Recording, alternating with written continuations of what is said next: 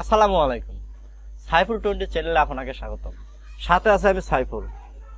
আজ আমি দেখাবো আপনার মাইক্রোসফট অফিসে একটা পেজের ভিতরে অনেকগুলা নাম আছে।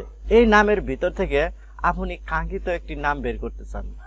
সেই নামটি বের করার জন্য আপনি নামটা লিখে সার্চ দিলে আপনার কাঙ্ক্ষিত নামটি বের হবে।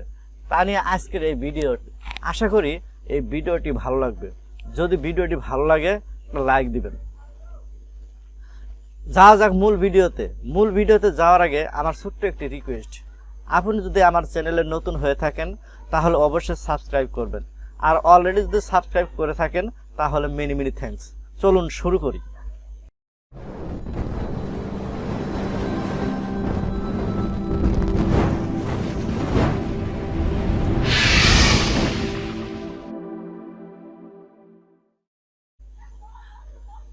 আমরা স্ক্রিনে একটা ডকুমেন্ট ওপেন করেছি। এই ডকুমেন্টের ভিতরে অনেকগুলা নাম রয়েছে। এখান থেকে আমরা নীলা নামটি বের করব। এই নীলা নামটি বের করার জন্য আমাদেরকে হোম বাটনে গিয়ে এই কর্নারে দেখতে পাচ্ছেন ফাইন্ড, এই ফাইন্ডে আমরা ক্লিক করি। ফাইন্ডে ক্লিক করার একটা পপ আপ মেনু আসছে। এখান থেকে আমরা টাইপ করব নীলা নামটি টাইপ করে আমরা ফাইন্ড নেক্সটে ক্লিক করব। এখানে নীলা নামটি টাইপ করা হয়েছে। এখন এই নীলা নামটি টাইপ করে এই ফাইন্ড নেক্সট দেখতে পাচ্ছেন, এখানে আমরা ক্লিক করি। দেখুন আমাদের স্ক্রিনে নীলা নামটি অলরেডি সিলেক্ট হয়ে গেছে। এখন এভাবে যদি আমি ফাইন্ড নেক্সট আবার ক্লিক করি, পরবর্তী যে নীলা আছে এই নীলা নামে ক্লিক করবে।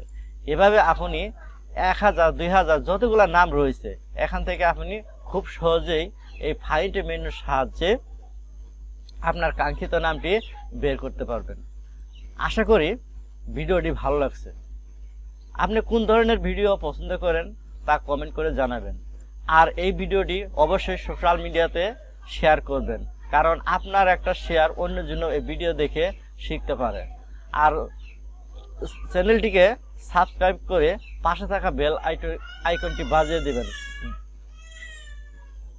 যাতে করে আমি ভিডিও আপলোড করে সবার আগে পৌঁছে যায় আপনার কাছে। এতক্ষণ পাশে থাকার জন্য আপনাকে ধন্যবাদ।